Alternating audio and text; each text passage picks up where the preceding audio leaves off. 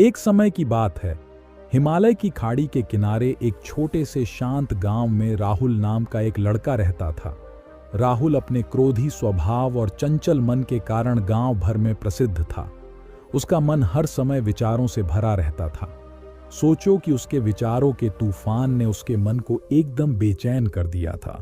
उसके जीवन से शांति मानो गायब ही हो गई थी और वह हमेशा अपने ही ख्यालों में खोया रहता था और तनावपूर्ण जीवन जी रहा था।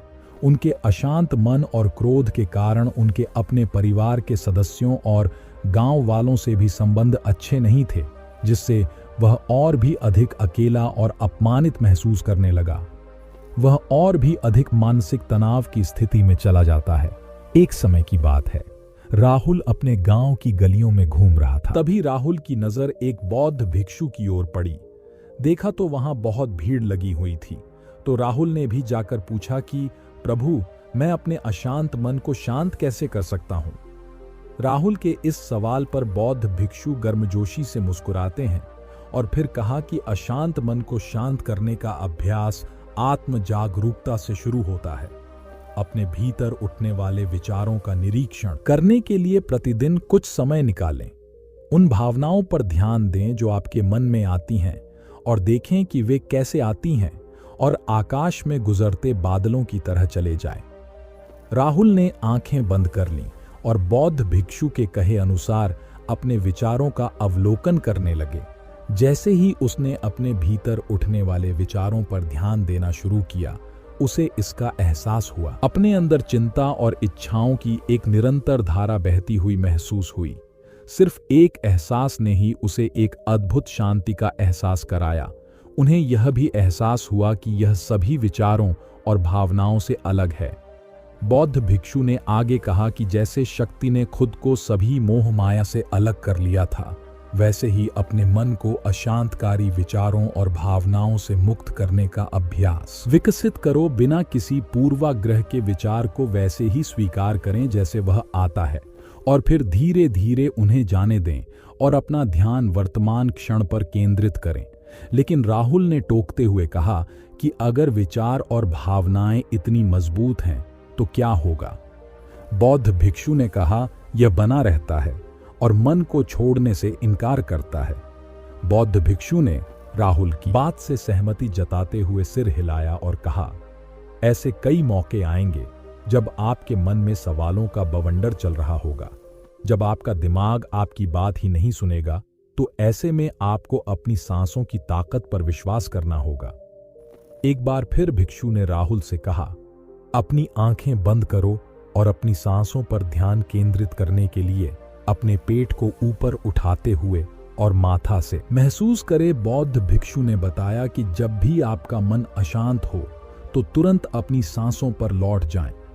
सांस की वाद्य गति आपको तुरंत वर्तमान के चरणों में वापस खींच लेगी और आपको शांति का अनुभव कराएगी।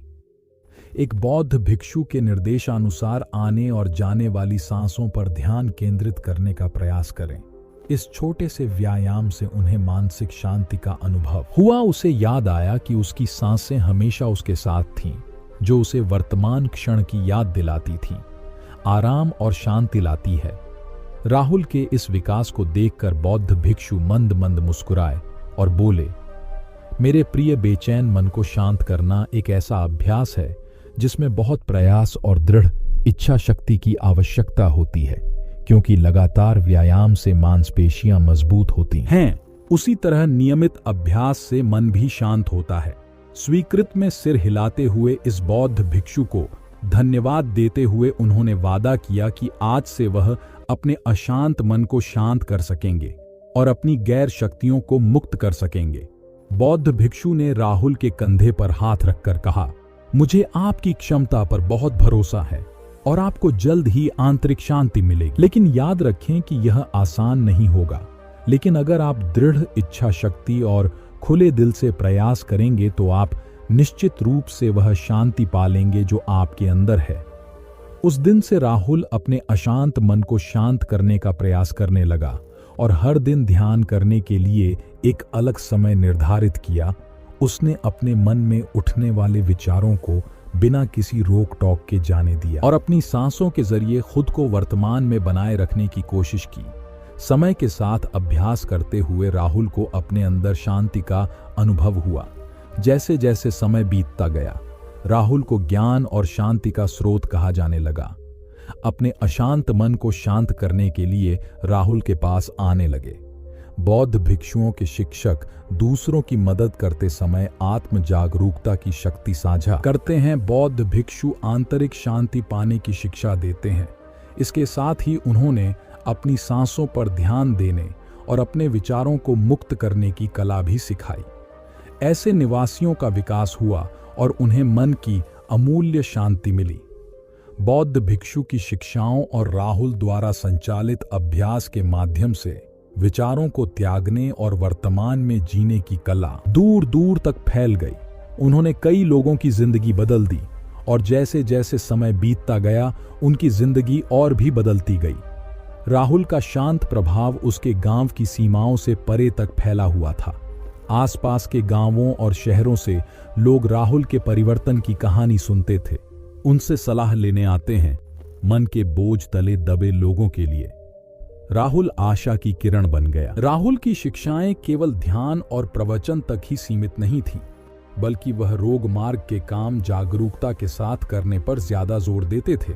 वह लोगों को अपनी भावनाओं के प्रति जागरूक रहने की याद दिलाते थे। दोस्तों, यह कहानी का अंत है। एक समय की बात है, हिमालय की खाड़ी के किनारे एक छोटे से शांत गांव में राहुल नाम का एक लड़का रहता था। राहुल अपने क्रोधी स्वभाव और चंचल मन के कारण गांव भर में प्रसिद्ध था। उसका मन हर समय विचारों से भरा रहता था। सोचो कि उसके विचारों के तूफान ने उसके मन को एक